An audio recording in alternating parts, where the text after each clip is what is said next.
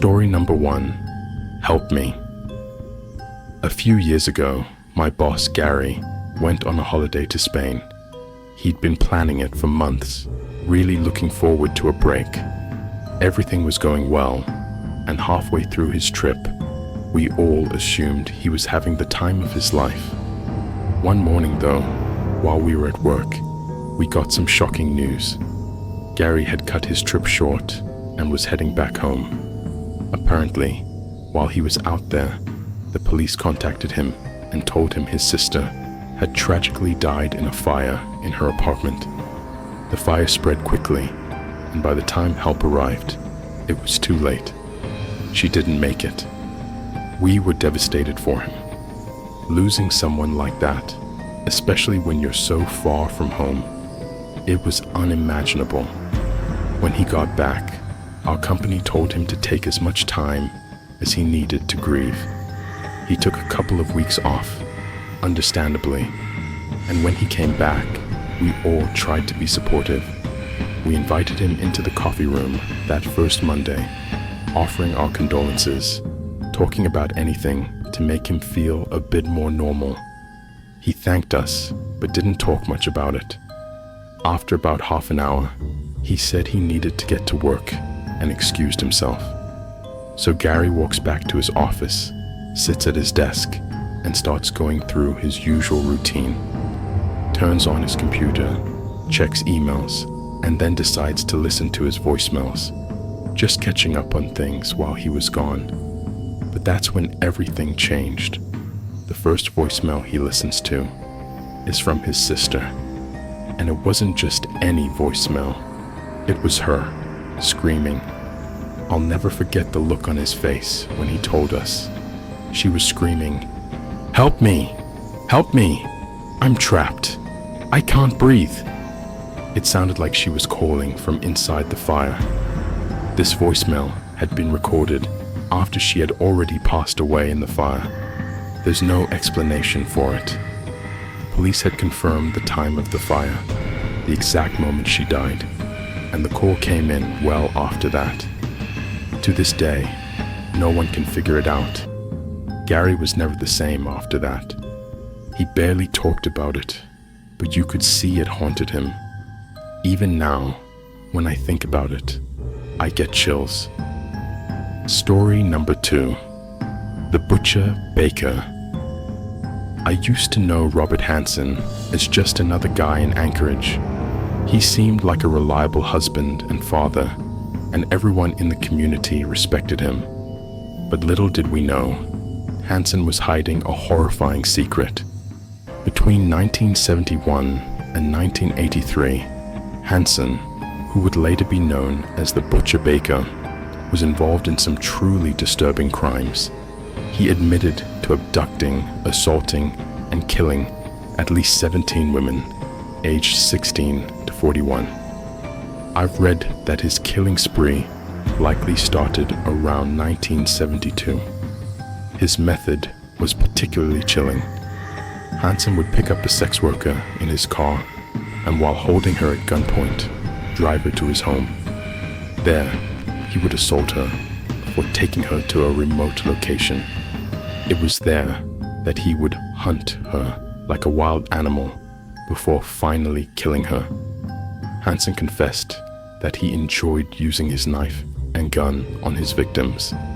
He viewed women as nothing more than animals to be hunted and slain. He had no regard for their feelings, only a cruel pleasure in his actions. In 1983, Hansen was caught, tried, and sentenced to an incredible 461 years in prison without the possibility of parole. He spent the rest of his life behind bars and passed away in 2014 at the age of 75 from natural causes related to his health. Knowing what he did, it's chilling to think that someone so ordinary looking could harbor such dark intentions. Story number 3. Behind the wall. In 2015, my family and I moved into an old house in Auburn, Pennsylvania. It was a nice place, but after a while, we started noticing some weird things. We'd hear scratching noises in the walls at night, but we thought it was just mice or something. Sometimes, small items like keys or pens would go missing, but we didn't think too much about it. One day, we decided to insulate the house to make it warmer. While doing that, we made a creepy discovery. Inside the walls were dozens of dead animal carcasses, half-used spices, and old newspapers from the 1930s and 1940s. Everything was packed tightly into the wall cavities. We were really freaked out, so we sent everything to an expert to find out what was going on.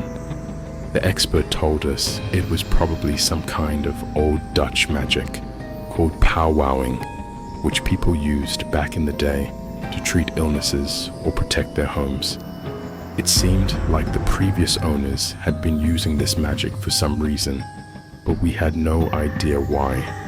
After we found the dead animals, things got worse. The house started to smell awful, and the mold from the bodies made us sick. We also couldn't get rid of the strange feeling in the house, the scratching noises, the odd movements we couldn't explain. It was like the magic had left behind something dark, and it wouldn't go away. Story number 4, the baby monitor. A few years ago, I worked as a caregiver for an elderly lady with dementia. She was at a stage where her good days were becoming rare, so we used a baby monitor to listen for when she woke up. We also attached small bells to her sheets. The idea was that if she tried to get up on her own, since she was at risk of falling, the bells would jingle, alerting us to her movements. One evening, while we were alone in the living room, I heard the bells jingling through the baby monitor. It was unsettling because there was no obvious cause for the noise. There was no ceiling fan running, the AC or heat weren't on, and all the windows were closed. Everything was perfectly still. The lady often talked to that man in her room, asking questions like, "Who are you? And what is it?" to an empty room. It was strange, but we had come to expect these conversations. However, the bell ringing was different. It seemed to happen on its own. The bells were supposed to alert us to her movements, but this time, they rang without her making any physical movement. It felt eerie, like something unseen was triggering them. I always had a bad feeling in that house. Cabinets would open by themselves, and once, I even heard footsteps coming down the hallway when no one was there. It was all pretty creepy. Honestly, I'm glad I don't have to go back to that house. The strange noises and the eerie feeling I got from the place have stuck with me.